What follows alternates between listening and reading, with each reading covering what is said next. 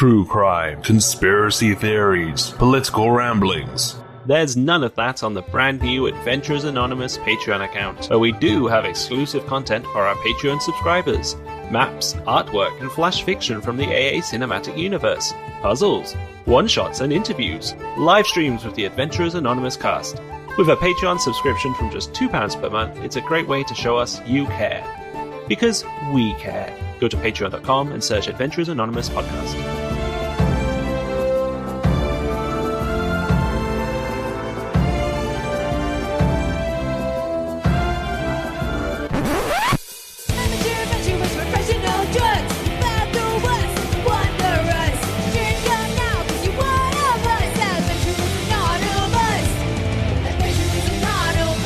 Hey there, fellow nerds and ne'er-do-wells, I'm AJ, and welcome back to the Adventurers Anonymous Podcast, the home of improvised fantasy, Fucknuggetry. Come join us week by week as a rotating cast of geeks sip cocktails, play Dungeons and Dragons, and seek a glorious death.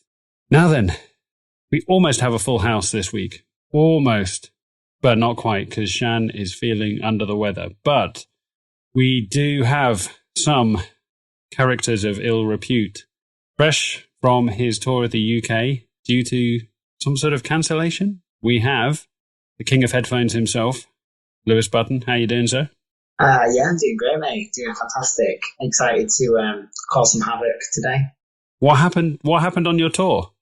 The band we were with, Millie Manders, she's lost her voice, so we've rescheduled some goals. But I'm still playing Manchester tomorrow, which should be lots of fun.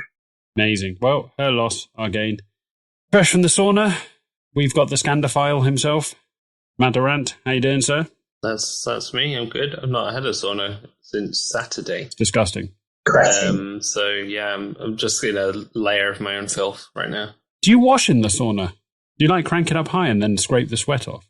Or Yeah, it's kind of the interesting fact about the sauna is that it was invented kind of because you couldn't have a bath in the winter because it was very, very cold and icy. But the steam gets you clean. The steam gets you clean. Yeah. Name of the episode already. Barely even introduced everyone. There we go. He's the king of probiotic yogurts himself. You've just missed him snaffling down protein yogurt. Mr. Chris Ragg, how you doing, sir? Yeah, all about the games. Doing good, thanks. All about the game. Oh, the games. Games. What did you think? They're looking good on you. What did you think? What about the games? Games.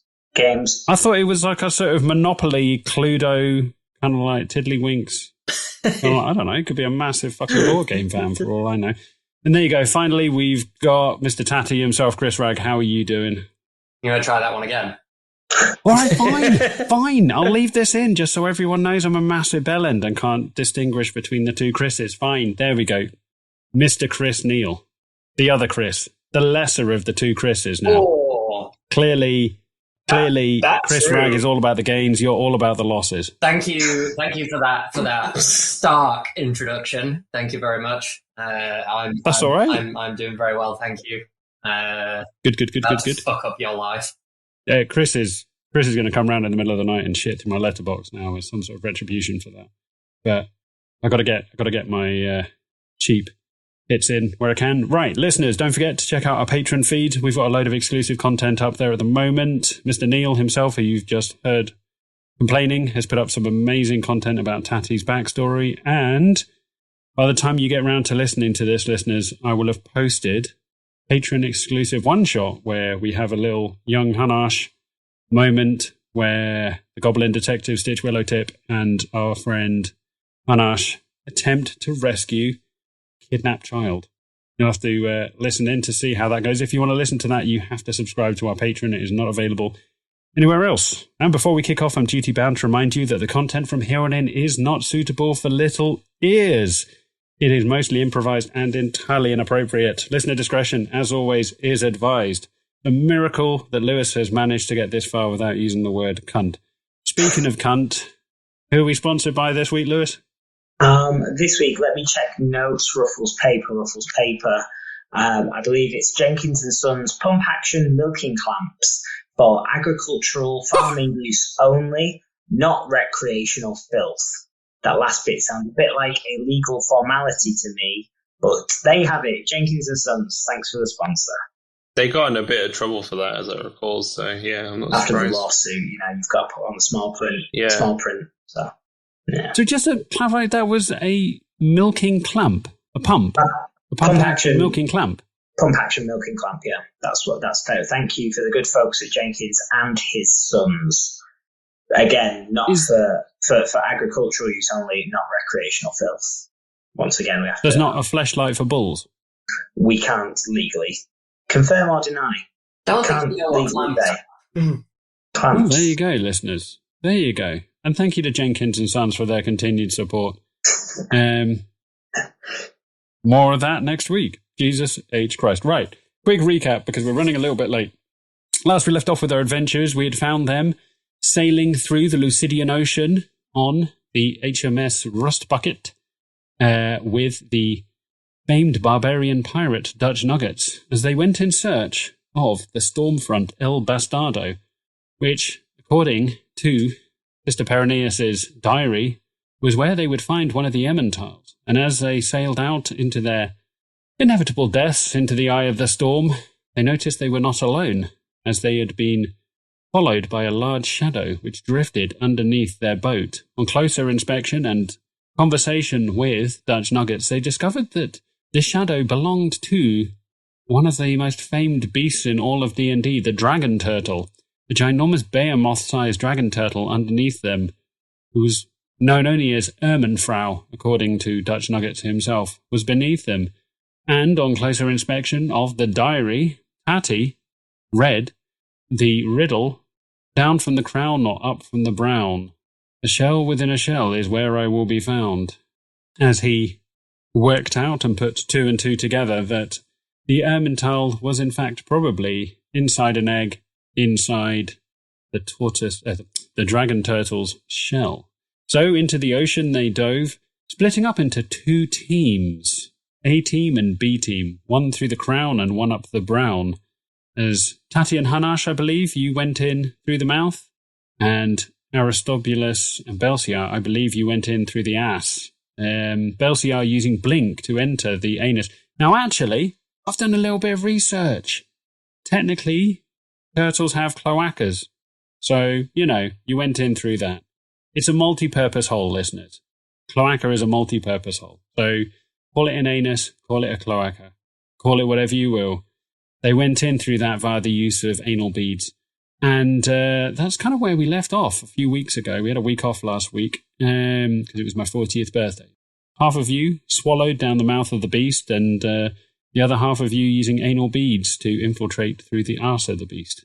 So let's pick up there. Yeah, true. Speaking of birthdays... Oh, no, there was supposed to be some confetti that went off. But we'll put that in post. It didn't go off. Yeah, okay, that's good. Yeah. Just a balloon. Just what the fuck? Somewhere. If I get money shotted by confetti. There we go. Best cold open to our D&D game ever. Well, there you go. Right. Do you deviants need to work out where you all are? I'm in the bumhole. That would be good. You're in the bomb hole. Yeah, I think we know where we are. Is there a map? That's the bumhole. There's no Of map the of the cloaca? turtle. As there are. Well, unless you swallowed a biological manual, like the internal anatomy of a turtle is a mystery to you. Are we in the You mouth, can do some exploring. or are we in the Are we going further down? I think we just got in the mouth. And just in the mouth. You just came in the mouth. We came twice in the mouth. You did, yeah. See, even Lewis is immune to that. It doesn't even affect Lewis. He's Just move on. Low hanging fruit. I'm not giving you the satisfaction. all right. Yeah. So don't forget as well that you have drunk the potion of inbreeding in the last episode. So you have webbed feet, gills, and you are also highly susceptible to falling in love with close relatives. I think that was one of my favourite games ever. We really outdid ourselves,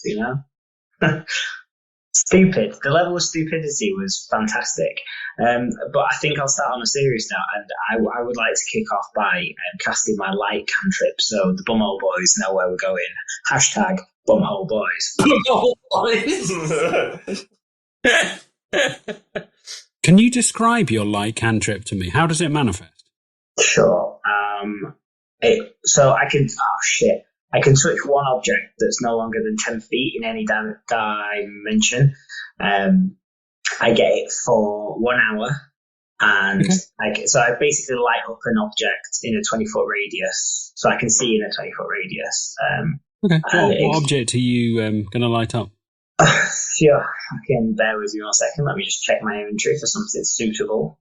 There's got to be like a nugget of turtle poop. Well, that just around, seems right? so on the nose, and you forget I have a bag full of very silly things. So why go for the obvious when I could? Can we just clarify as well? Whilst Aristobulus is rummaging around his sack, can we just establish A, who is going to play as Maud, and B, which end of this dragon turtle Maud is in? Maud was in B team. She was with the hashtag Bumhole boys. That's right. Because Marvin just got in before the cloaca clamped shut. Yes. Yeah. I'm happy to play. I'm happy to play Maud. If well, you're going to be in both holes at the same time. Yeah. Why not? I'm doing double duty. Impressive. DP. Double duty. Right. What, double duty? You look like you've been fucking itching to make a dirty joke, and that one was just like, oh, he said duty. He loves it. I'm going to cast this by, what else should it be, really, but a tin flute covered in fairy shit and spider blood. Okay, yeah. So you whip out your tin flute, and you cast light on it as the rectum of the creature is illuminated, and you see the cavernous walls are almost wet and dripping. Now, unlike most caves, the inside of this cave is slowly pulsating inwards. As you see, this cave is obviously organic, this cavern. You see it's like a chute. You see kind of like almost like coming down a ramp as fecal matter in packages is slowly coming down the ramp and stacking up as you make your way to the left and right of it inside this lit up rectum. The smell is overpowering as well. Brilliant. You're welcome, Matt. You're welcome. Thanks. I guess we just start making our way forward or upward or downward away from the entrance. As you make your way up the ramp, you see large nuggets. Now, when I say nuggets, they're almost boulders. Like imagine Raiders of the Lost Ark style, like the big ball rolling down, except this is like fecal matter. This is a bolus of shit that's coming down the chute. As you see that the floor of the rectum is grooved, and occasionally you see these little nodules. They're these kind of raised, swollen nodules on the floor of the rectum. Now, the rectal slope, I'm going to say, is at about a 45-degree angle, and you can see about 20 feet in front of you. They've got piles. Every so often, you can see. Now, Ermenfrau is getting old, and her cloaca isn't as tight as it used to be, and every so often a little squirt of seawater comes in the back.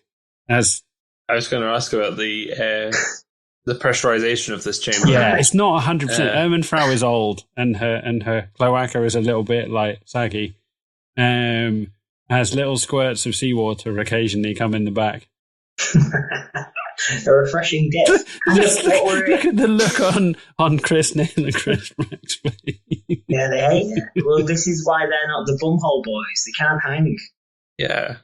So yeah, you're on a 45-degree shitty ramp. I think that there's was these what little got me. nodules. The Venn diagram of like trigonometry and the environmental factors of a rectum.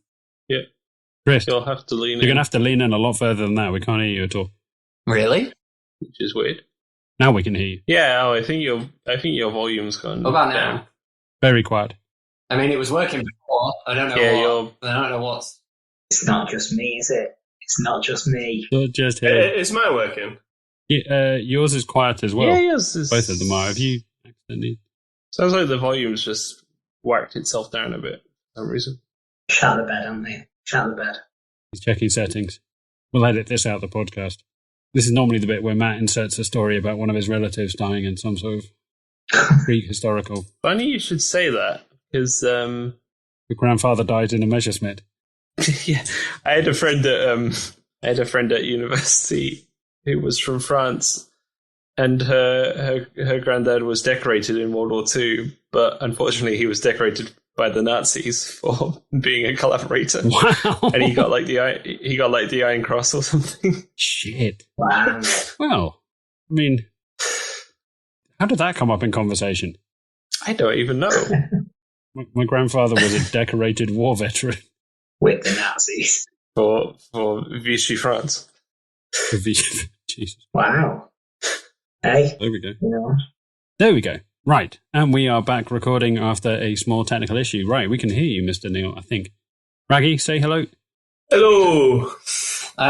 Yeah, all I was saying was the intersection of trigonometry and very descriptive adjectives about the environment of this rectum that stood out to me. Nothing to do with how untoward it was. Okay. Right. Fair enough. Okie dokes. Right. So, as Aristobulus and Maud and Belciar make their way up the shitty ramp, every so often, behind you, you can hear the squirt of salt water coming through the poorly sealed cloaca of the sea beast. As in front of you, every so often, you see these little nodules. They're kind of pulsating. They're about a foot across, like little mushrooms, and they're swelling and pulsating. And they're all I'm across the ramp. going to assume we can attack these and destroy. If it's like a boss in a game, like I assume we just hit those and the turtle will die. But that feels counterproductive if we're inside it, or they're just hemorrhoids. Yeah, Maud's gonna step around the Chekhov's hemorrhoids and Chekhov's hemorrhoids. and make sure not to touch them. Can you make me a straight up dexterity check, all of you? Oh. Just a pure dexterity check. Anyone who's down there. Maud got a 12. 15. 4. So all of you sneaking around in between imagine, if you will, the end of the film Aliens, where all the eggs are in the Queen's chamber, pulsating as you all make your way up the rectal ramp, weaving in and out of all these little pulsating nodules, as all of you are doing a very good job, even Marvin himself, as Maud is carrying him. And then, Aristobulus, you see your own face in one of them.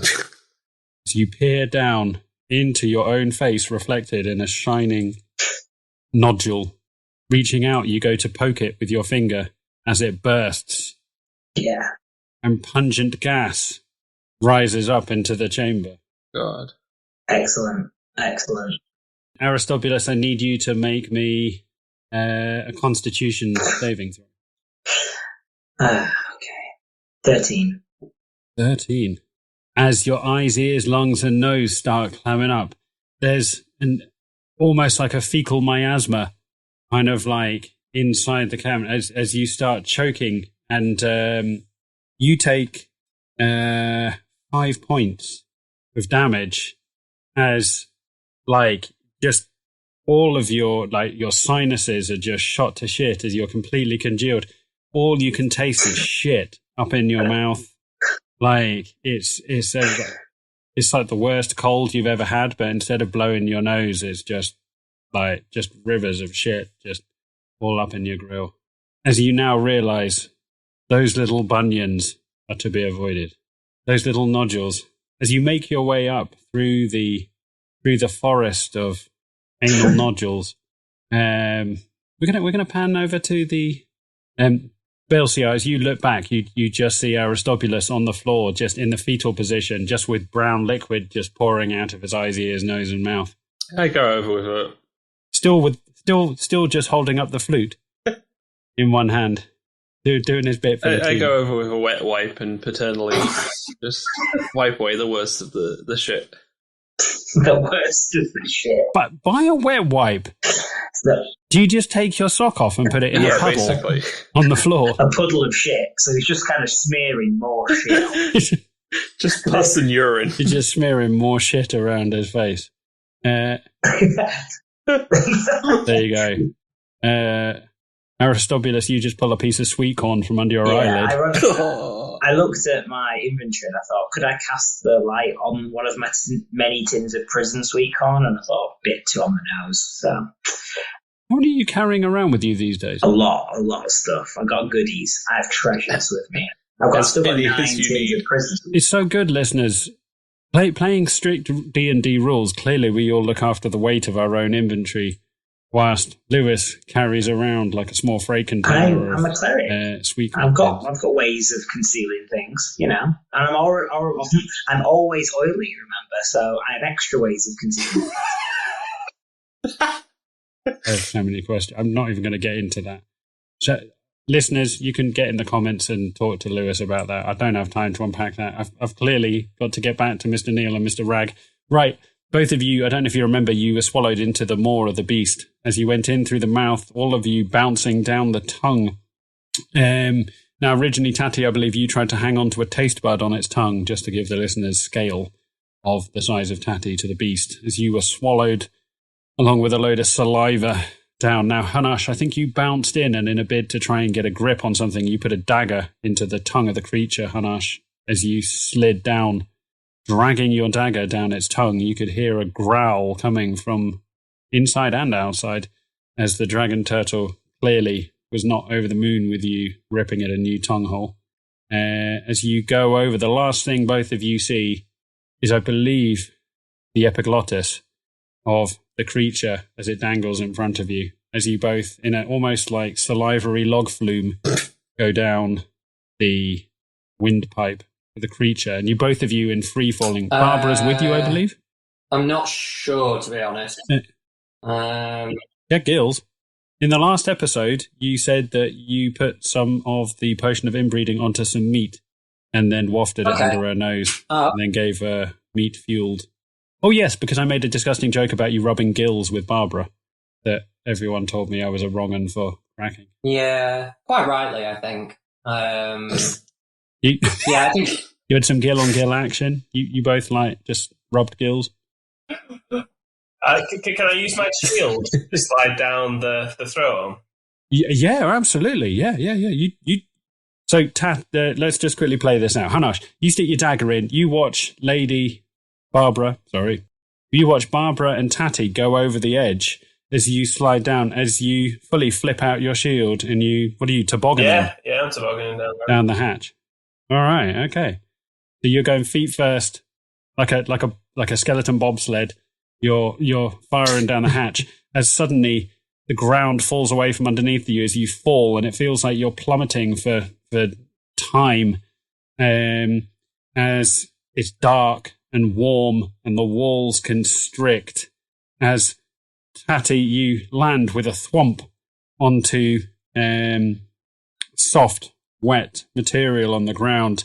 You just about have time to grab Lady Barbara. God damn it. You just about have time to pull Barbara to yourself as Hanash and his shield blat down next to you in the space where Barbara was only seconds ago in. It's tight, it's warm, and it's wet. Oh boy. Can I do a perception check to see what the environment is like around here? What's around us? Perception, yeah, make me a perception check. Oh, natural 20! Woo! Natural 20. The walls are close. They're dripping. You can feel water almost like, it's like a small runoff. Not quite a waterfall, but you can see saliva running down the inside walls of the chute above you. As you look down at your feet, you're standing in a thin puddle of saliva. Comes up to your low ankles. The floor is soft and squishy. And the walls pulse in. Okay. Can I see anything like in front of me? Like if I was to follow this, like in the direction that we were going before, essentially. If I was to follow this down, what would I see? With pitch black, I don't know what your. I've got Can you see in absolute darkness? I've got 60-foot dark vision rather than low light. Yeah, dark vision. In the darkness, there's a wall behind you. The wall is made of the same material as the floor and the ceiling. It's wet to the touch. Passageway across is maybe at best 5 foot, and in front of you, you just see it tighten down in a dark reddish pink. It goes off in front of you. Okay. Anash, you pick yourself up off the floor, putting your shield on your back. Everything is wet. You are sticky to the touch. I'd like to, the kind of thin gap, I'd like to try and tickle it. Give it a... You want to tickle it? Tickle. Okay, yeah. As you see the flesh, the warm, wet walls of this are kind of pulsating. As you walk up to it, Hanash, you see now it's not totally opaque. It's quite translucent, and you can see veins running behind it. As you go to push in and tickle, you can see almost veins and capillaries and things behind the wall. As you get your glove and you wipe off a layer of saliva, and as you look at it, you can see it pulsating. As you go to tickle it, you hear like a gag, but it comes from all around you. Okay. Maybe if I see him doing that, actually, I'm going to say maybe if we need it, that could be a quick escape strategy. Make it gag, and we can fly out of the mouth. Now, Hanash, at this point, you see a bedraggled creature on your shoulder shake itself off like a wet dog as Kato. Now, since you became second in command of the ship, Kato abandoned Belsiar for you, as the crow shakes off the saliva off his feathers and is like, oh, fucking hell, where are we? Come on, big man. We're not in the bumhole, at least. Yeah. So you made the right choice, buddy. Yeah. As he shakes himself off, he's like, oh, thank God we're not with that croco dipshit. I know, what a dickhead. Yes, well, you're going places, big man. I'm on Team Green. I guess we try and squeeze through the hole to progress further into this anatomy lesson. As you push forward, you almost like squeezing through this soft material, you suddenly feel this kind of like all around gagging sensation as the walls crush in behind you and you're pushed down the passageway by peristalsis.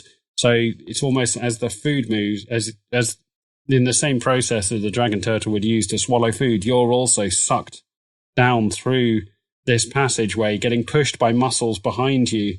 All of you are fired out into a much larger chamber. You see bits of food coming with you as well, as you're shat onto a very thin ledge. Shat is probably the wrong word. That's happening at the other end.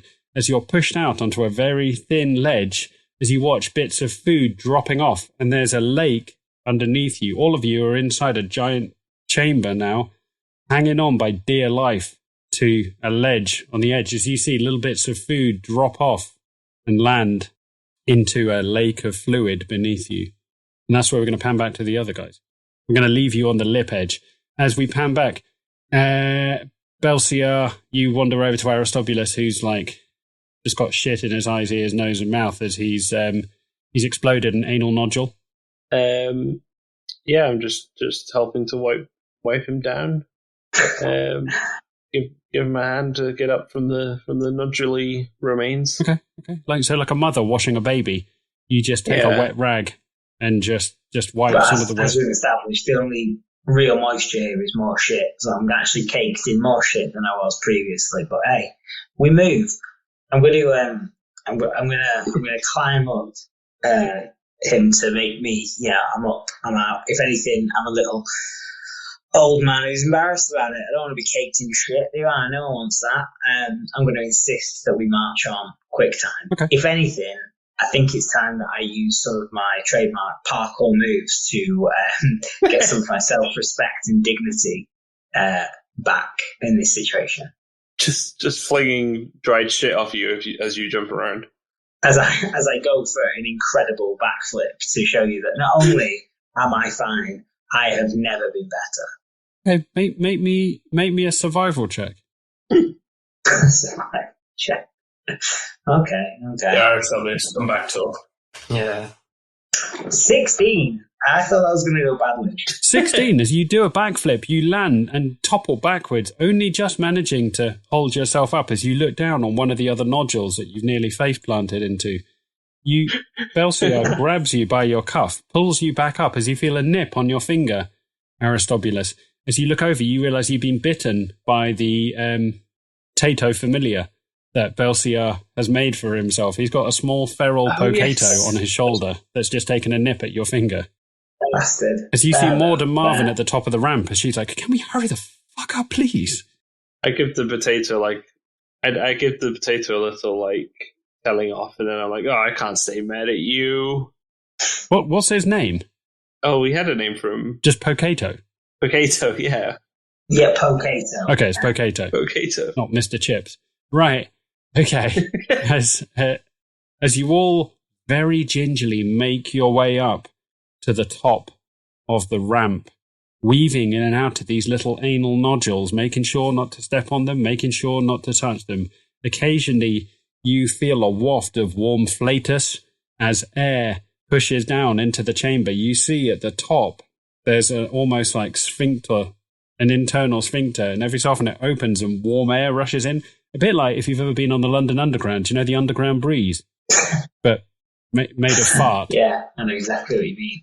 So every so often the sphincter opens up and a rush of warm air blasts in, and at first it's quite nice, but it's quite sickly fecal. As you make your way all the way up to the top, you see the internal sphincter kind of opens and closes, deflates, and that's the only way you're going to get out of this. Well, I suppose we're going to have to power through, aren't we? Will it be easier to wedge it open, or do we want to cause little suspicion because we don't want to be ejected out of there, do we? Shit. Do we just take a run for it? Yeah, I don't think we have any choice. Yeah. Yeah, you don't want to start wedging things there. Alright, well, I'm already caked in shit, so I may as well go and, yeah, I'm just going to take a run. If anything, why not make it cool? I'm going to try and do, since my backflip went well, I'll continue my Tony Hawk's-esque nonsense and maybe try and run up the lower intestine, maybe trying to do like a cheeky 180 or something. Like a woo. You're not even in the lower intestine. You're still in the rectum. You haven't even made it to the intestines yet. Well, I'm going to, as a sentence I didn't think I'd say today, I'd like to run up the inside of the bowel, head first into the lower intestine. Okay. Please. Right. So, make me a straight up acrobatics check. I was going to say a disadvantage, but Belsiar very lovingly washed your eyes out. Yeah. As you count down the rhythm of the opening of the internal sphincter. Natural 1. So, there's that. Natural 1. As you run up the walls of the inside of the rectum, you count down the rumbles. Now, you're using the rhythm method as you hear the rumbling of a bolus of shit coming down the back passage. You count, you run, you dive, and it's a fake opening. It opens, you dive, and the sphincter, the internal sphincter, contracts. And all of you who are looking on just see as you just see a pair of legs flailing around. As Aristobulus, you are crushed in the internal sphincter. You take a further 7 points of crushing damage as you feel a rib pop in your side. As the good news is, Aristobulus, you're looking onwards into the lower intestine, and what you see is interesting. This is where a lot of the shits are, but this you instantly discern whilst you feel a rib pop. This is where the water is taken out of the shit. So you can see the walls crushing in and almost the water running out into little rivulets on the ground. As this is where the dragon turtle gets a lot of its source of water from, as fecal matter is squeezed for moisture.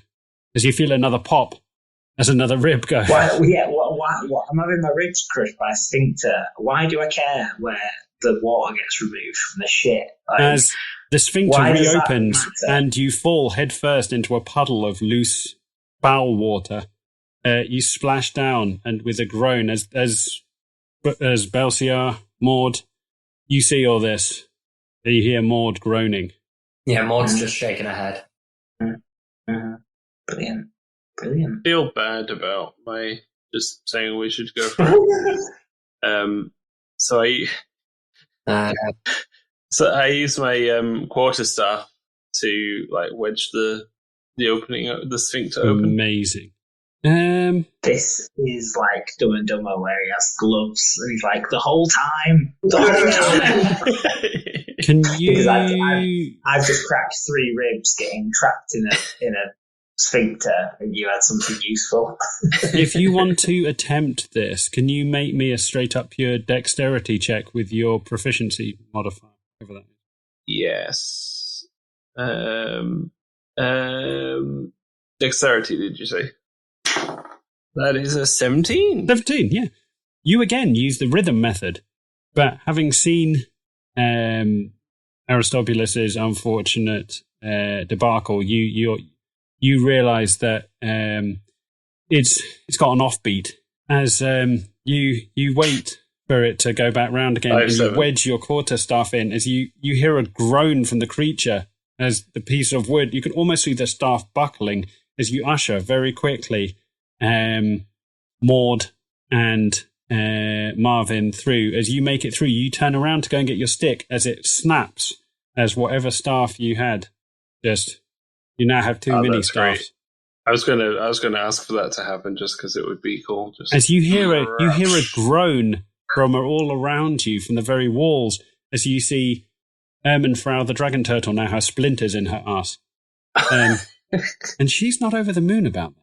And we're going to leave you as you look over. You just see Aristobulus doing like backstrokes in a river of brown water.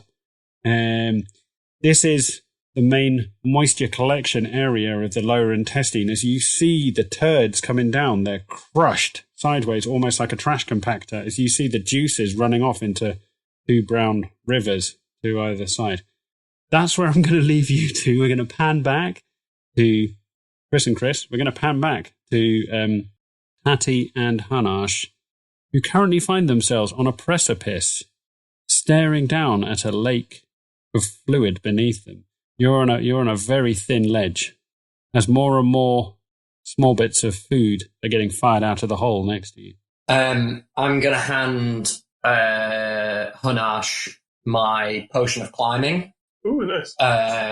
Because I've just realised that I have that, and just in case he needs it, this might be the time when he would need it. I'll leave that on there so you can read what it does. Do you know what I want to liken this to? Do you know that scene at the end of Indiana Jones and the Temple of Doom where they've been on the mine shaft, the mine cart, and the flood comes down and all the water comes out the passage, and they both stand to either side. They're like on the side of a mountain, and all the water kind of like geezers out. Yeah, a little bit like that. You and Hanash are just standing on a tiny little ledge, and as you look down, there's a massive drop into a big lake of water. As you chuck him a potion of climbing, did you say? Yeah. I explained to him what it does as well. I drink it before he has a chance to explain it. That makes sense. So, question: from where we are right now, can we can see the lake underneath us, right? Like we can see the water, whatever it is. Yep. Does it look like acid? Does it look like stomach acid? It is bubbling. Okay. And as you look, small bits of food are getting fired out of the opening in this chamber, and you see them fall down, and you see them bubble as they fall below the surface. You see little pockets of gas rising up, almost like geysers. It's quite hot in the top. You see steam rising through the chambers. The walls are wet to the touch. If this was an episode of the Magic School Bus, someone would be like, "Wait, but alkali neutralizes acid." Thankfully, that's not us. You will learn nothing with this podcast. As he pulls out his potion of Pepto-Bismol. Hey, just you wait what I'm going to do with this fucking fireball dagger. Is there any other way? Is it like the edge and then that's it, and then the drop, or is there any other route? That's it. Again, like a cavern, but organic. The walls are pulsating. The walls are wet. As you look round, you're holding on to a piece of the wall, almost the material, the flesh, the inside. As you look on the other side, it's about 100 foot across, and the exit on the other side is much lower. So you come in high and you go out low. Yeah, but we can see the exit, and it's above the water. Okay. So as you say this, every so often you see the level of the water rises above that level, and then almost rhythmically, like I was talking about the sphincter in the back of, almost like on a rhythm, the level of the acid lowers. Okay. Then a few minutes later, it rises. Okay. I'm gonna say to Hunash, I'm gonna point at the where the exit is and say we need to start making our way round over to there. Can you carry Barbara? Yeah. Like if she just like droops herself on your back. Oh, is there a ledge the whole way? I mean, you've got a potion of climbing. I would think it would be. Oh, actually, no, it's not the same as my slippers, is it? No, so I need to climb on something, and if I've not got one arm. Yeah, that's a good point. Okay. So the walls, I will say, just for the sake of this, the walls are not even. The walls, like if you were to zoom in on flesh, on skin, it's kind of, puckered and great, and you could. It's organic. It's a bit like silly putty. You can claw into it. Like that makes sense. It's not like climbing on rock, but you probably try and get a purchase, but wouldn't suggest falling into the acid. Yeah. I could tie Barbara to me with some rope. It might be the best way. Yeah. Can you put your little boot? What about your little boots? He's got his little boots. It's not me I'm worried about. It's Barbara. You can replace her. Get Belsiar to make you a Barbara out of potato or something like that. Yeah. There's just some cocktail sticks with pineapple on the end. Yeah.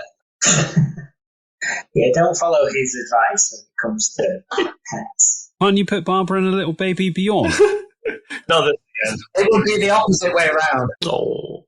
I would be the one in the fucking baby Bjorn. I've got an idea, right? We got some rope, we got a crossbow.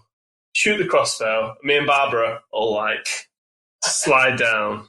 Oh, fantastic. Zip line down. Oh, that's amazing. I feel like I'm going too far. But it's like at the beginning of the Goonies where Data comes across the street through the window. I love that idea. Listening to James Bond. I might not have rope. Who's got the crossbow? He's got a crossbow. Not a crossbow. Someone had a... rope? Didn't somebody have a... What the fuck's it called? Harpoon. No, that was Belsiar. Someone had a harpoon. I had a harpoon. Yes, I've got a harpoon gun. Oh, that's no use to them. No use in the ass. As we very, very momentarily pan back to the lower intestine, as Belsiar's like, oh, this harpoon is great. Maybe someone could use it. As we pan back to you two on the edge of... Just looking at all my climbing gear and several crampons as my ability to convey flight on people. Well, the potion of climbing gives you it says you gain a climbing speed equal to your walking speed. That because you don't ordinarily have a climbing speed. I think that means that you can just like stick to the walls. If both of you have the ability to climb, Tatty, you'll nullify any problem with climbing because of your spider slippers. The only thing, if one of you wants to try and carry Lady, you can do something at disadvantage. And then obviously you have to overcome the timing of squeezing your way through the little hole before acid reflux happens. I think that potion and you get belched out. I think that potion gives you advantage on athletics checks to climb anyway. So it's up to you, but I think you might be the one that's better off carrying her, depending on what your athletics is like. Yeah, it would just be a straight roll to carry her. I carry her then. How big is she? Can I put her in? I'm a pretty big guy. Can I just put it in my chest? I'll climb and carry Barbara towards the exit. Let's just say that. Yeah. As you throw Barbara over your shoulders like a fireman. Yeah, we'll start making our way round on the walls, around the cavern to like get to near where the exit is. Okay. Can you, Hanash, if you're only because you're carrying Barbara and she's not really, I mean, that's not ideal. Can you make me a dexterity? Patty is obviously unheeded. 4. I mean, would it not be athletics? I mean, it's happened. So, I mean, we could take the same roll and just add his athletics instead. I mean, the upshot is the same, Tatty. You make good progress. You're whipping along in your little spider boots because you're walking along the inside of... where are you even in? You're in the stomach. As you walk along the side of the stomach, Tatty, you look down, you watch a coin fall out of your pocket as it spins end over end in the air as you watch it splosh down into the acid below, land on the surface and slowly dissolve through it. As you look back, you see Hanash sweating, holding on to Barbara as he's a bit like Stallone in Cliffhanger. He's just leaping from handhold to handhold, just sweat running down his body. You can see he's now got a very sweaty chest and a very sweaty crack.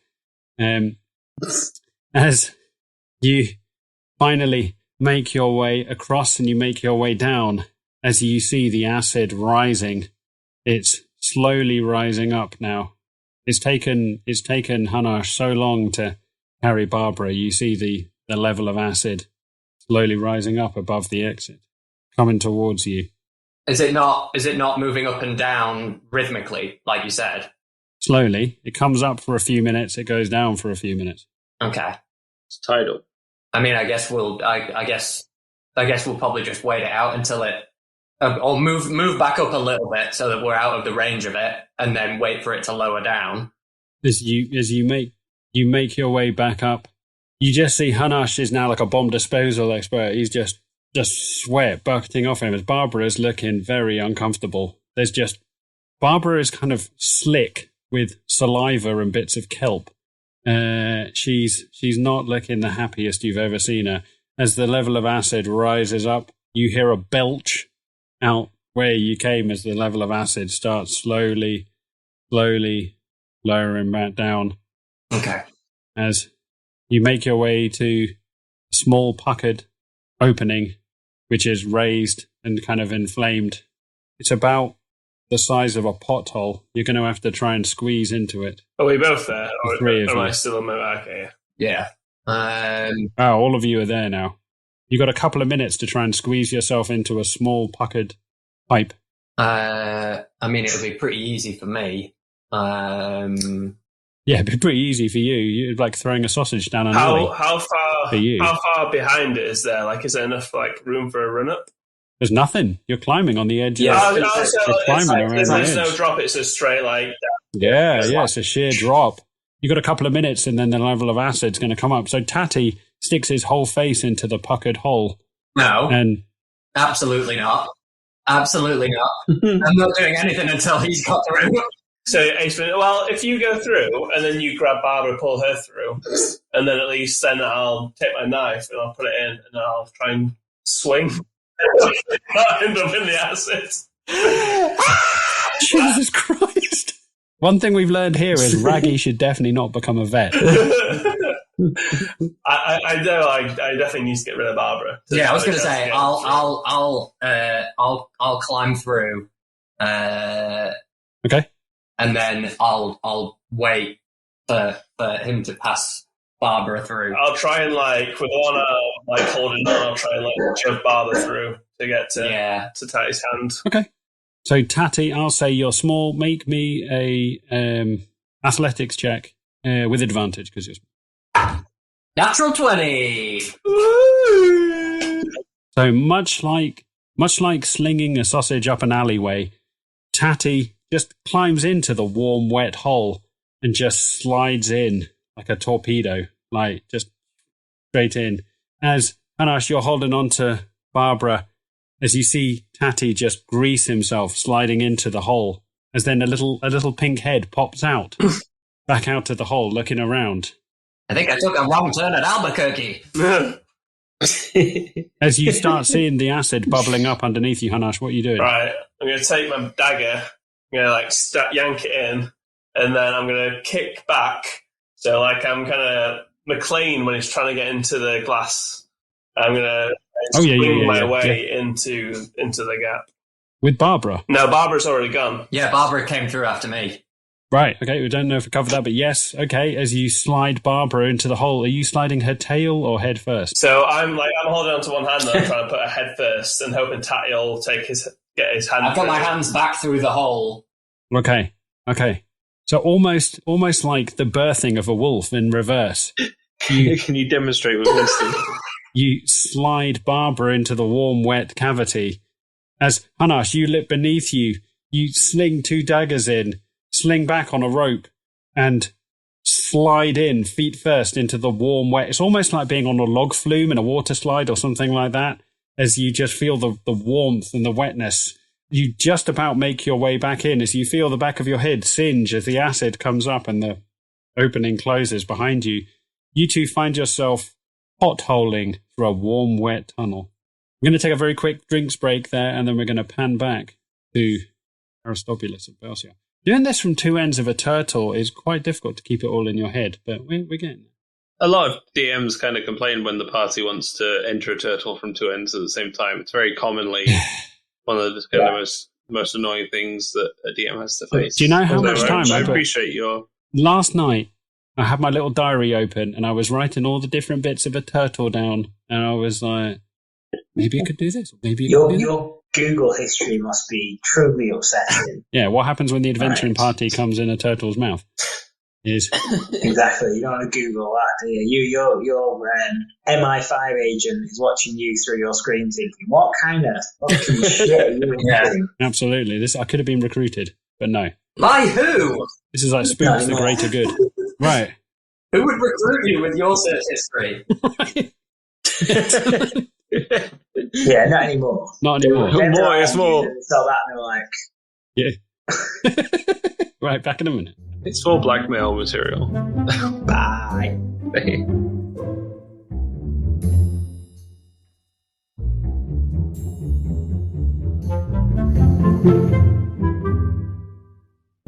So, let's pick up where we left off. Has everyone got a drink?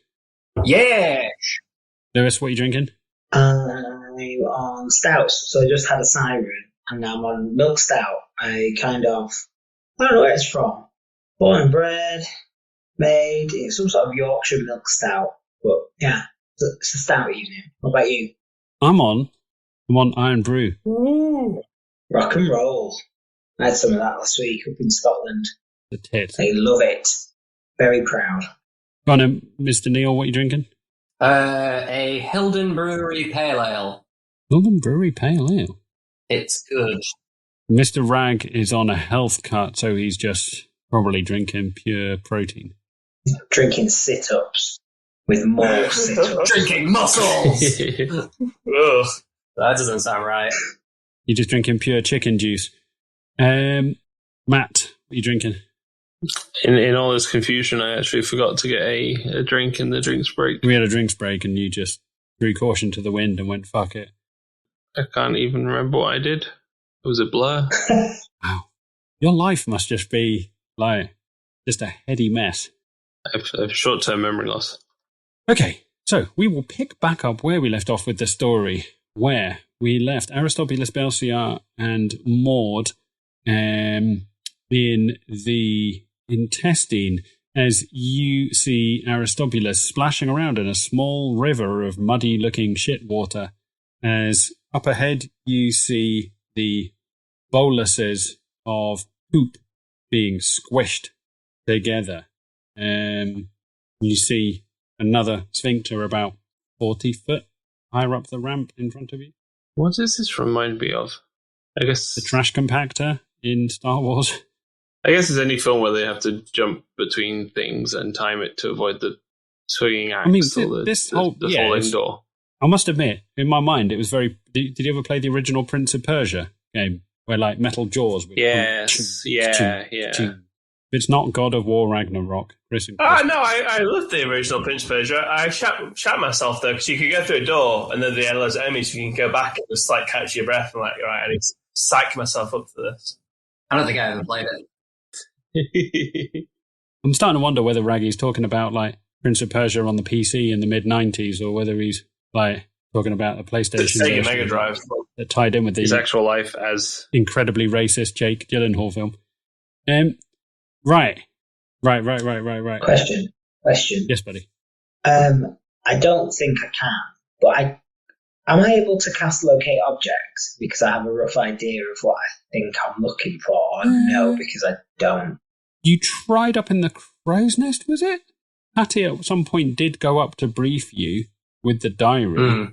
Did he manage to? I think because at the time we were outside the storm and it only has a range of like 1,000 feet. It probably also like I can't locate an object if there's thickness of like lead or something in the way, so I wouldn't have been able to find it even if I cast it. Whereas now I'm just arsing about in the barrel. Yeah, there's an anal cavity. I mean, if you want to have a go, please do. I'm trying to figure out how far away I am from the other guys, and also what lies in between. But well, you've got no point of reference how far you are away from Tati and Hanash, but obviously you're about 10 feet away from Maud and Belsiar and Marvin. Marvin's come in for a little dip with you. You're just in a little puddle of shit water. Good lad. You and the goat. Just a couple of guys. I'm swimming some shit water. A couple of dudes. Well, all right. I don't think Belsiar's going to like it, but my only other plan was to take a weapon of sorts. Well, I have a crossbow, so I could fire it into a meaty wall and maybe try and propel myself. I mean, you're at a 45-degree ramp with occasionally the walls coming. So I could just carry on. You could just carry on. Like, you could just walk up the ramp. Yeah, I'm not stuck. I'm not sure how that would it be would it be quicker? It's like, well, don't choose violence. So, as you're all looking at this, you steady yourself, Belsiar, you're the wind knocked out of you a little bit. You're looking down at the two bits of splintered staff. You hear the groans of the creature above you that's got anal splinters now. As you just look down in the puddle, as Aristobulus is just on his back, as you just see him pull a crossbow out from his robes, and he just shoots it into the nearest turd, as you just hear a wet noise. As the arrow, the crossbow bolt just sinks straight into the shit. It's gone. I really don't understand what the... Were you thinking the recoil would, like, push you up? Not like popping the back of a dinghy while you're sailing above water. Yeah. I thought maybe there'd be a cool recoil, where I could, like, fire it and then use, like... I'm thinking of George Clooney in Batman, where he fires the thing in the ceiling to get away from Mr. Freeze. Oh, yeah. He flings himself into the air. I thought maybe that'd speed up some time if I could, like... kind of perversely cascade my way through this anal cavity, but alas. All of these thoughts are going through Aristobulus's head. All of these, he's thinking about fantastical scrolls he's once read, or things he saw in a peep show in Nicodranus. About a Batman. You just hear Maud deep sighing, and then a little groan comes as you see even the potato is starting to get hacked off on your shoulder. Belsiar. What are you doing? As you see another flume, you see another log come smashing down into the sphincter, as you see the sphincter birthing the turd, as bits of splinters dig into the turd and scrape it off. You hear a groaning from the creature above you, as all of you stand ankle deep in shit water, as you make your way higher up the ramp, occasionally standing to one side as a turd comes down the log flume. You make your way as you see the walls pressing in rhythmically around you, squeezing. You see the large turd in front of you coming in wet, being squeezed and crushed, coming out relatively dry, a bit like clothes going through a mangle, if that makes sense to you. Mm-hmm. like an old-fashioned Victorian mangle, except this is turd. What are you doing? You need to get past the turd mangle. I have an orb. What are those orbs that we have? The orbs of Tartarus. The orbs of Tartarus, are they designed for use in a We definitely don't have them anymore. Can they help us in this time of need? Do you have the orbs of Tartarus? Yeah, can we? I have an orb. I think it's the orb. We definitely don't have those orbs anymore. No, might be a different orb.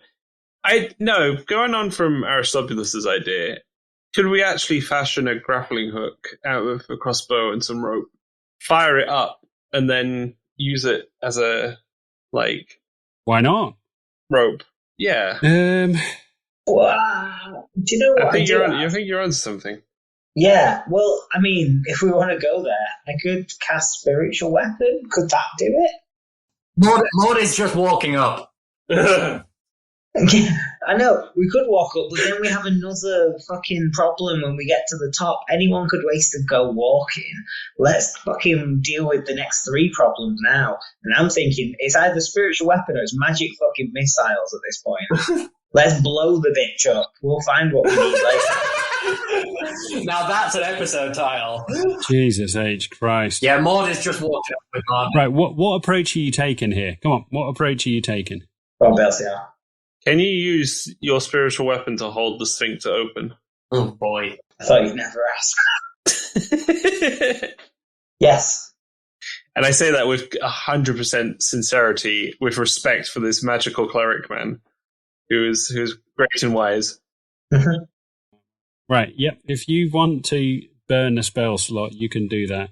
Oh, is that the end of the sentence? I thought you were going to say something horrible. Oh, yeah. I haven't got to describing what's going to happen yet. I'm casting 2 fists, but they are not quite like, the sex toy one. Kind of like the sex toy ones, actually, yeah. But more like doing this motion, in and put gaping is the word. Like a goatee. Do you have to do that so close to your face? Like you're coming through a door? I don't know how you enter rooms, AJ. It's not like this.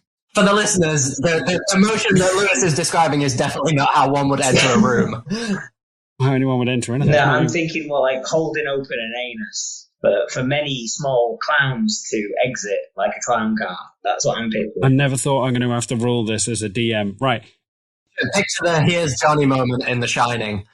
Yeah, it's more of a Here's Johnny moment, but it's Here's Belsiar and a Maud and a goat.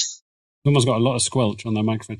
I'm going to say, right, you'd need to use a mage hand if you want to get a grip on something. If you just want to use an immovable object to wedge something open, you can use a spiritual weapon, as it is solid. A spiritual weapon in itself cannot pick things up or grip them.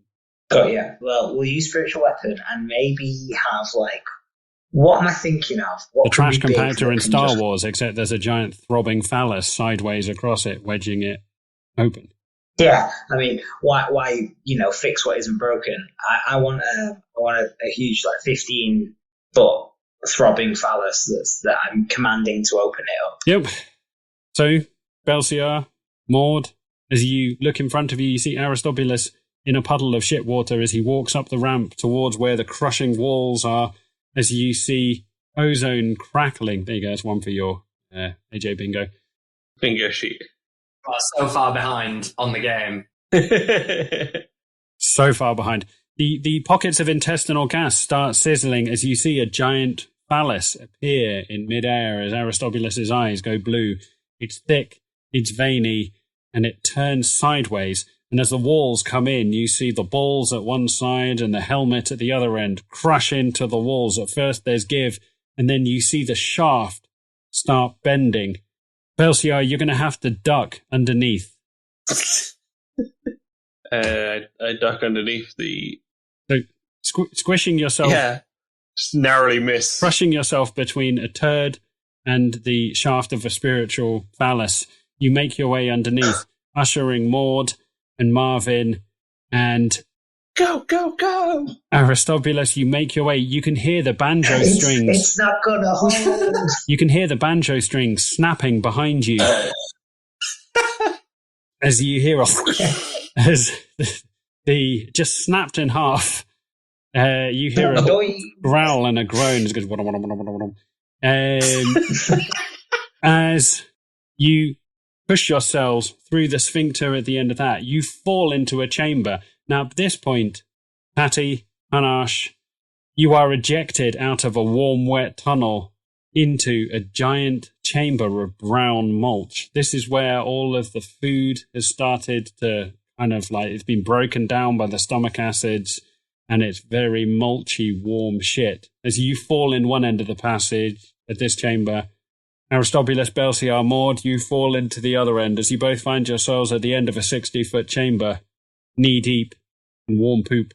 Strangers, who are you? All right, Kratos. It hasn't been formed into boluses yet. Now, all of you are knee-deep. Obviously, Tatty is like chin-deep. Tatty, you're basically like up to your chin in warm shit. Great. Oh, Barbara. Yeah. And Marvin. Actually, Barbara's... For all of you, you're basically... Barbara's probably about as tall as I am, to be fair. She's a big wolf. Well, Barbara... Yeah. We see Tatty... Hanash, are you still holding Barbara up? No, I was going to say.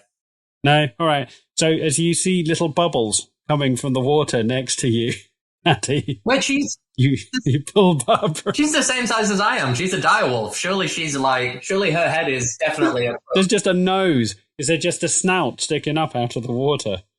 Don't think AJ knows how height works. I have no idea. Hey, look. They don't teach you in DM school how to roleplay in testings, all right? All of you you're in a mulchy chamber full of shit. Occasionally gas comes in one end and is farting out the other. You see each other. There's almost... this is how I imagine when they dug the Channel Tunnel and the French team and the British team met in the middle. This is that moment. As you're all deep in shit. Covered in shit and just caked and mucky and grimy. You see each other and there's just a moment of joy. Like, hey, I know that guy. What do you know? We're in the worst place in the world. Fancy seeing you guys here. Mm-hmm. Yeah. It's warm. It's wet. It's grim. You're in the large intestine. Is there any? So there's only two exits and entrances, and we've both through them. Yeah. Where's the egg? I shout to Tatty, I thought they smelled bad on the outside. But he can't quite hear me, so I'm just like... Yeah. You just hear... All of you come together in the middle. As you see Kato just like flying around as he goes to instinctively land on Belciar, realizes what he's going to do, almost lands, takes off again, and lands on Hanash.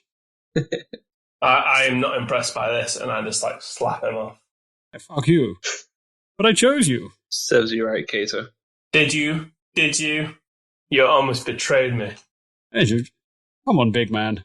Also, by the way, you're wearing a tricorn hat. You were given a tricorn hat by Dutch Nuggets. It's kind of bent and shit smeared, and like one whole horn of the tricorn is kind of like bent down as Kato just flies around a bit and then lands on Tatty's head that's just sticking out above the water. Nope.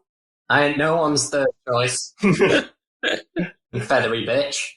Go back to Belciar. Also, this is probably like the worst place. This is probably the worst place to land. You just feel a warm shit on top of your head as he's like, fine, as he just flies back. He's now on the other shoulder of Belciar. He's looking at the potato, like, with terrified, almost like Belciar's conscience on each shoulder. Yes. For Kato and Kato. Yeah. Right, what are you all doing? You're all like knee deep in, almost like low thigh deep in. It's like slurry. It's like pre-compacted shit. So can we see any other entrances or exits other than the way that each party came in through? Make me an investigation. One of you can do it with advantage. I'll do it with advantage. 17. 17. Climbing up onto Hanash's shoulders they get above the mire. You walk over to the walls, you check the cavities. This again is on a slope, and the level of slurry is running downwards. Ever kind of like there's squelching, popping noises. It's disgusting. You walk up to the walls, there's one way in, there's one way out. As you walk up to one wall, you see it's organic. As you push on it, you can see behind it a kind of capillaries and arteries. It's almost translucent. As you put a hand on it, you can feel a rhythm, a beating in your hand. I tear a hole in the wall with my sword. Oh. God. Pushing your sword into the wall is very little give. It just sinks in like a knife into butter. It's almost like a balloon that once the skin bursts, you just see blood flowing in as you carve a hole up through it, like just gore and viscera starts flowing in, and you see the river of shit starts filling up with blood as you hear a scream and a groan above you. Maud. Wait, no, not Maud. But I mean, it is. You can make headway doing that. I'm not saying it's. I'm saying that you can dig through this quite easily. Yeah, I just keep on slashing. Wait, so it's just blood coming in from that bit? Yeah. Okay. He's cut through the stomach lining. As you keep going, you meet a wall of muscle. So you go through the stomach lining and you meet what you can only assume is harder muscle. As you hack away, make me an athletics. Ooh, I got a 15. 15. Pushing deep, you put your shoulder in, you wrench, and almost like cutting through the fibres, you find a gap between the layers of fibres and you cut down the grain rather than across the grain of the muscle. As you pull it open, you rip and you wrench. You feel a sudden rush of air. You hear an absolute howl from above you, and you feel air flying into the chamber like a warm wind. And then suddenly you push your way through and you're inside a chamber, and there's like almost little hairs on the walls of the chamber as you see it contracting and expanding as air is pulled in and pushed out. Oh, no. And pulled in and pushed out. Not the best place to be, I don't think. As you hear a scream from above you, the dragon turtle. You work out pretty quickly. You've just burrowed your way through the stomach wall lining and slit open the lung of the creature. As you stand on the inside of the lung, as you just see blood gushing both ways into the lung and into the stomach. All right. I look up and I think to myself, this was not good. you did bad, Hanash. All right. I'm gonna ask Aristobulus to turn on his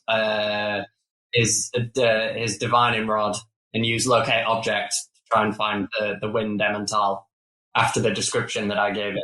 Okay. Do you want to get your diary out and do it again, or do you want to just go off? Yeah, I was going to say I'll probably get the diary out and do it again. Can Aristobulus cure wounds on this wound I just made? That was what I was going to suggest. I could cast Cure Wounds just to... Hey guys, it was like that when I went in there. As I'm frantically like...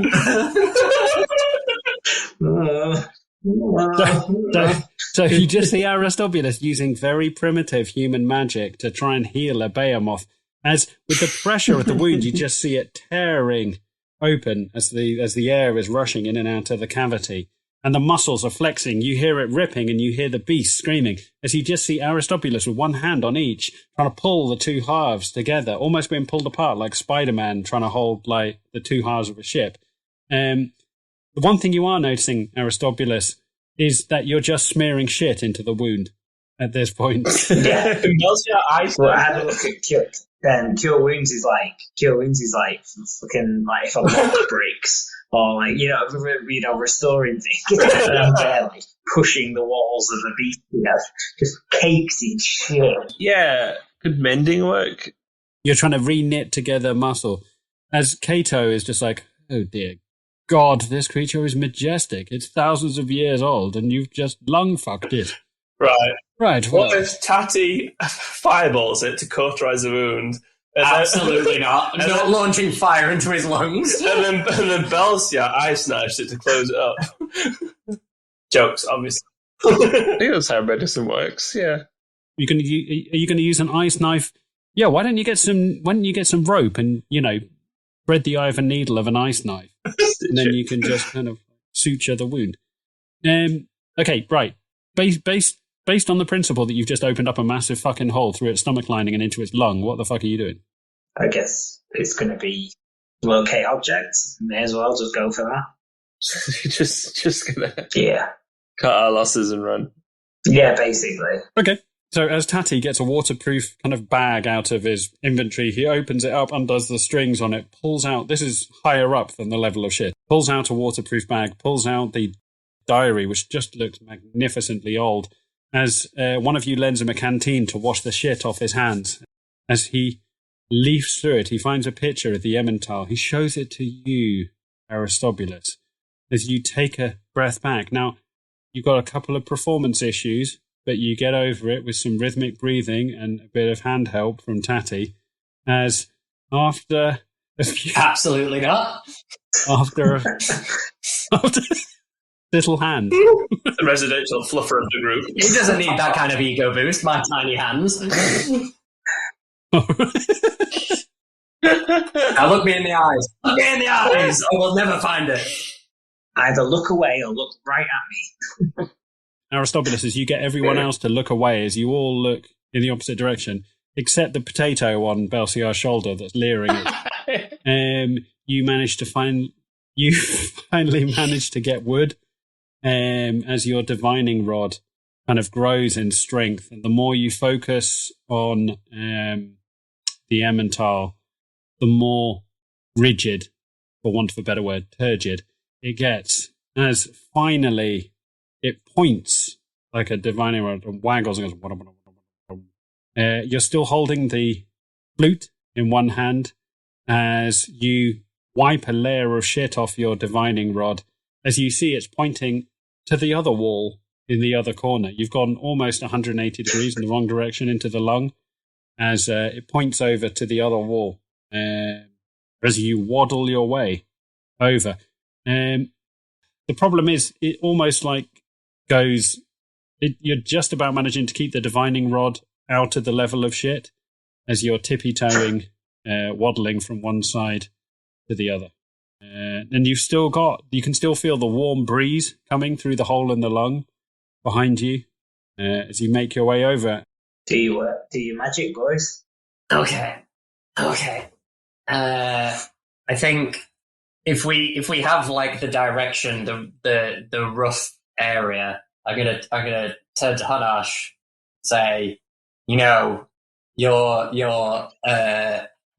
what was his name? Jerry. Jerry visited me the other day and asked me some questions for your performance review. I gave him a sterling review at the time, and you've only gone above and beyond. I think both of our expectations since then. I'm gonna just put my finger on the wall or the side of the thing where Aristobulus is pointing, and I just say, "Smash!" I go to smash, but Tatty doesn't move his finger in time. No! So I go through his fingertip into the wall. No! You just smash Tatty's fingertip onto the end of Aristobulus' divining rod. How would you like to? All logistics aside, you've X'd the spot. Aristobulus just puts his hand into the shit and just marks an X. Oh, that's good. With a sort of fecal X on the wall, and then you all step back. Not with his hand. Hanash, what are you? Not with his hand. It's with his cock. I put my hand on the wall. I said, "I'm so sorry for doing this again." And then I get out of my max and I just start smashing and crying. I don't want to do this. Do you love me now, Jerry? Do you love me now? Make me an athletics check. Sure. 9. As you just, you put your hand on it and almost you can feel the organic warmth of the inside of the creature.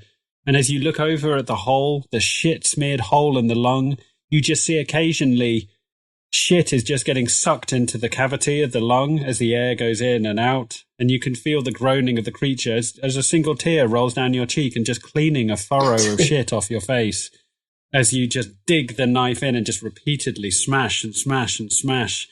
As you're cutting away, you just cry gently, thinking back to your days as a police officer, walking the streets of Nutbush and how far your life has come and all of the moments that have caused you to internally violate a majestic creature that's lived for thousands of years.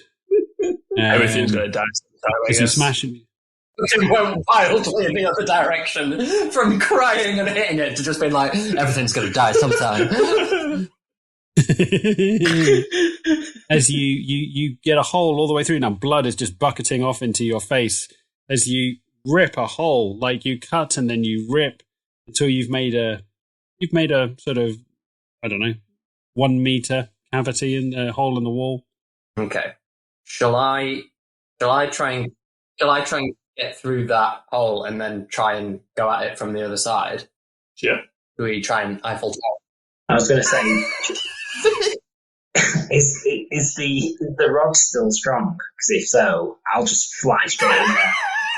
Is the what still strong? The rod. I mean, it's not practical to go potholing with an erection. But alas, here we are. You know. I'm gonna go through the hole that's already opened, and I'm gonna take out my rapier, and I'm gonna try and open it from the other side, using the hole that Hunash has already cut. I'm gonna try and force it open a bit more so that everyone else can come through. All right. So Hunash, having opened the hole up, Patty is inserted like a gnomish speculum and pushed through into it. Tatty, you squeeze through and you plop down on the other side. As you look around, your night vision eyes looking at some very interesting shapes on the inside. You turn around, you can hear the voices coming between you. You're now covered in shit and blood, Tatty. As you look on the inside of a chamber, you just see almost like a conveyor belt, but almost like an ever slowly moving line of eggs.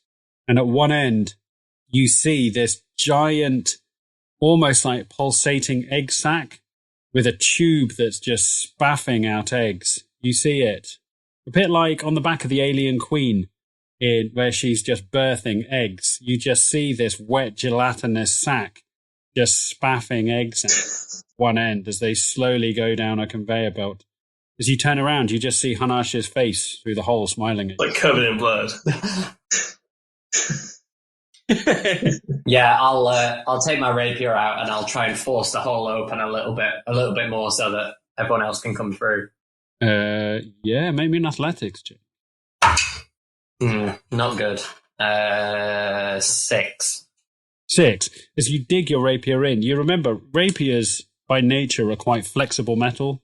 As you can cut, and rapiers are more kind of like a finesse weapon than doing hard damage. You make little, it's a bit like trying to carve a roast chicken with a butter knife. You could probably do it to a degree, but but what I'm trying to say is you don't make as much progress. Yeah. Well, me is probably big enough. I'm gonna take a running jump through it. Head first, like Pete Rose. That's literally what I was going to suggest. Yes. Sure, make me an acrobatics check. 6. 6. Taking a flying run up, you slip on some shit water, and you go and you miss the gap, and the spike in your head just digs into the edge of the stomach lining as you hear a groan from above as your head is wedged into the stomach cavity as you see just blood bubbling up out of a new wound you've opened up with your head spike. In for a penny. Yep. I stop now, which makes me think, are we all going to struggle to get through? Would we all fit, DM? You can squeeze your way through if you all want to waste a bunch of time. It's a bit like potholing. Squeezing your way out of a thinly cut hole through the stomach lining, all of you just covered in gore and viscera. Tatty first, Hanash passing Barbara and Marvin over. Maud is just in disgust at what you've done to her beautiful robes. Her robes are just bespackled in shit as she goes over, like, on the inside. And then Belsiar, the last person, almost like, you know, when you're the last person to leave work and you're turning all the lights off and you just turn around and look as you close the door behind you. You just look at the stomach lining as you just see the gaping wound into the lung, just sucking shit into the air cavity of this majestic creature. You shrug in a kind of like, oops. I whisper goodbye as I leave. As you climb in backwards, you see a green hand coming through the hole as Hanash helps you through, and they kind of birth you into the ovaries, as all of you now are just sitting in awe. You're almost in some sort of estrogenital cathedral. As you just, that's the title. That's the title today. Estrogenital cathedral. Yeah. Estrogenital. It's a word. Is it? Is that even a word? Anything pertaining to estrogen is estrogenital. I'll accept that. It's poetic. You're inside this estrogenital cathedral. The majesty of it is a thing to behold. I mean, some of you, Hanash and Tati, you will have been to a hatchery on a farm, and you know you've seen small scale kind of egg laying operations. This is industrial. Each of the eggs is almost human size. As you see them slowly sliding down, almost on a conveyor belt, as you look up at the giant egg machinery. It goes without saying, but it does need to be asked. Unfertilized, right? Who can say? Shrug. As what you say, Aristobulus just walks up to an egg and punches it. Just want to make one thing perfectly clear, boys. I pull out a mace and just start screaming. I just got to. Are you really doing this? Yeah, fuck it. Yes, I am. Yeah, I need to know. As Maud is like, oh, I think he's going to. Oh, he has.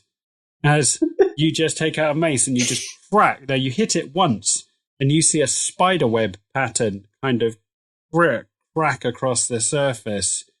As you see the gap widening, as a whole load of albumin, kind of like fluid, like the white of an egg, just spaffs down your face, kind of like Noel Edmonds' house party style. Like you're just absolutely gunked in egg white. As you hear a pathetic little God. You see an eye of a turtle in the gap. Oh God. You monster! No. As just fluid, just white, almost off. It's almost transparent, but it's not quite. It's just spaffing out of the egg as you just hear a little pathetic groaning noise coming out of the egg. I try and scoop the albumin back in. Oh no. What I want is a side-by-side of Lewis's face before he did this, and then what he looks like right now. I go over to the egg and I say, "Look away!" And I take out my knife and I slit its throat to put it out of its misery, not for sport.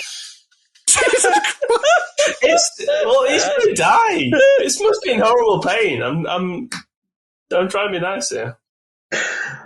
Just as Maud is like, maybe we could use the mending cantrip. You just see Hanash walk up. Now, I'm not sure you can see the throat, but what you can see is the eye as Hanash just takes out his sword and just rams it clean through. It goes through one side. You hear a muffled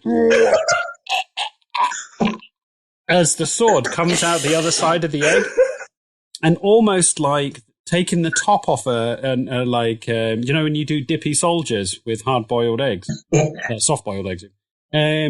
You just see the top of the egg crack off as you just see a run-through miniature dragon turtle. And again, almost like a motherly instinct, you just hear a coming from above you as Ermenfrau knows something is amiss. I mean, she's got shit in her lung, but She's got bigger problem.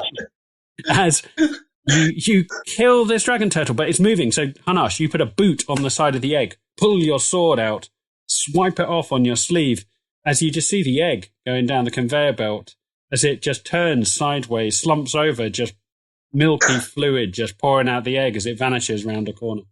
Oh, God. More eggs are coming. I'm gonna turn to Aristobulus and say, if you're done, I assume you're still hard. So if you could point us in the direction of the right egg, that would be fantastic. I'm going to lean in. I'm going to bend down, leaning real close to his ear and be like, I've never been so hard in my life. Cool. As he watches Hanash clean the blood off his sword from having run through a baby dragon turtle. I'd like to, fetus. Come on. All right, fetus. Don't get all pro-life on us, AJ. Jesus Christ. Yeah, come on. It points up your engorged divining rod, Aristobulus, points up towards the egg-making contraption, the kind of pulsating sac that's almost got a proboscis, almost a little bit like, somewhere between Cyril Sneer's nose, uncut foreskin, and an elephant's trunk. It's just kind of just like birthing. Definitely not that. It's just kind of birthing these eggs as you see it pointing towards that. I mean, that's a good 30 feet away. As all of you stare at it, it's kind of majestic. It's a little bit like art. A little bit somewhere between art and a kind of machine, like in a factory just producing. There's something beautiful about watching it, like the creation of life. As suddenly, Tatty, cold chill runs across. You notice it first because the hairs on your arm stand up. As you look around, you feel the shadows heighten and turn and almost move closer in as you get a very, very bad feeling. And that is where we're going to leave this one. Okay. Cool. Well, that was... Okay. What a way to go out. Killing an egg. You had everything in that episode. You had absolutely everything. You had sphinctal injuries, splinters in the bum hole, shit in the lung, infanticide. That's pretty much it. Everything for who? Nephrologist? Everything for our listeners. For our dedicated audience. Everything they've been asking for. Splinters in the bumhole. This episode's either going to be called Splinters in the Bumhole, Shit in the Lung, or Estrogenital Cathedral. Estrogenital Cathedral. That's such a good name for like a feminist punk band. Yeah. Yeah. Thank God Estrogenital Cathedral's voice went tonight, otherwise we wouldn't have Lewis here. I know, right? Madness. And Splinter in the Bumhole were busy, so they couldn't fill in. Well, there we go. Is that it? Does anyone else have anything wise to say before we wrap this episode up? Wise? No. No? Nothing of any consequence? Plenty to say, but... Always check your intestine walls before cutting into them. Yeah, you gotta use that divining rod before you go poking holes in people's intestines. Oh, Jesus. H. Christ. Well, that's a note to leave things on, listeners, isn't it? Right, listeners, before we let you go, we just want to say a massive thank you for tuning in for another dollop of fun-packed fantasy fucknuggetry. And seeing as you made it this far, why not consider hitting that subscribe button? Never missing another episode again. Better yet, if you're feeling fruity, why not leave us a 5-star review on the podcasting platform of your choice. Anything less than a 5-star review, you can fuck off and leave that on someone else's podcast, but we will happily take all your 5-star reviews. If you fancy chatting to anybody about anything they've said or done across the course of this episode, you can do that as well. We can mostly be found on Twitter. If you want to ask Lewis why he is the way he is, you can do that at AdventurersANO1. But you can also find us on Instagram and Facebook. That just leaves time to say a massive goodbye from these retrobates. It's a big goodbye from the sauna sausage himself, Matt Durant. Goodbye. Such enthusiasm. It's a big goodbye from Lewis Budden himself, who's about to go back on tour around the United Kingdom. Goodbye, and sorry for all of the things I make you listen to. This and the others. The things you don't know about yet, but you'll know about them. He's going to get cancelled anytime. It's a big goodbye from Mr. Rag himself, the sexiest man in all of D&D. Ciao, Bella. Also, congratulations on getting engaged. We didn't say that at the top of the show. Well done. Congratulations. Whoop, whoop. Oh, yeah. And of course, the smallest but not the least, it's a big goodbye from... Goodbye.